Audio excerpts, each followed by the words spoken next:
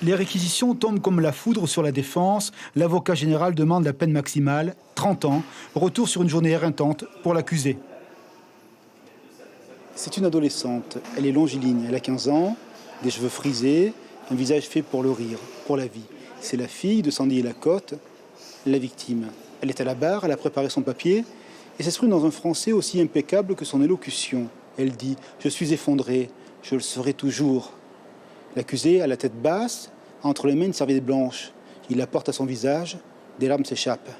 La jeune adolescente se retourne vers lui et lui dit « Vous m'avez arraché une partie de ma vie, pourquoi vous vous êtes acharné comme ça sur mon papa ?» Elle conclut en pleurs, perdre un membre de sa famille à cause d'un monstre qui a croisé son chemin. Beaucoup de dignité et de noblesse aussi lorsque le père de la victime s'exprime devant la cour. Il parle de son épouse, qui n'a pas quitté Bora Bora. Il raconte tous les jours le cimetière, les fleurs, le terrain devant lequel il faut passer, la même où leur fils, leur seul garçon, est décédé en septembre 2015.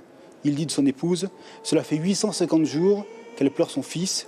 Sa dernière image restera celle de son visage tuméfié. » Il demande pardon à l'ensemble de la famille, mais le pardon, je ne peux l'accepter en tant que tel au vu de l'événement lui-même.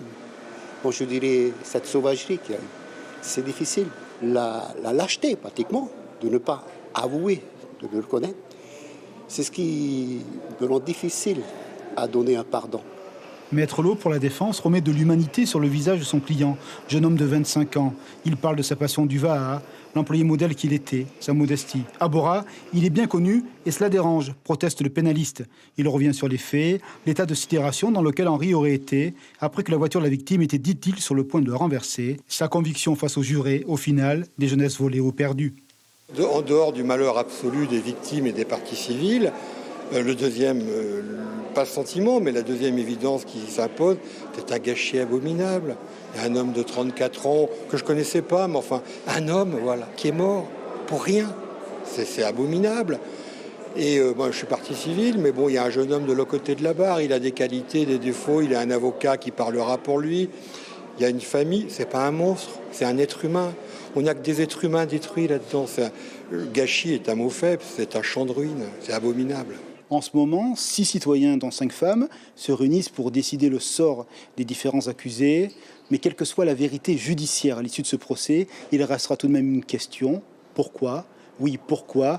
Une journée presque extraordinaire pour l'accusé et la victime s'est terminée en drame.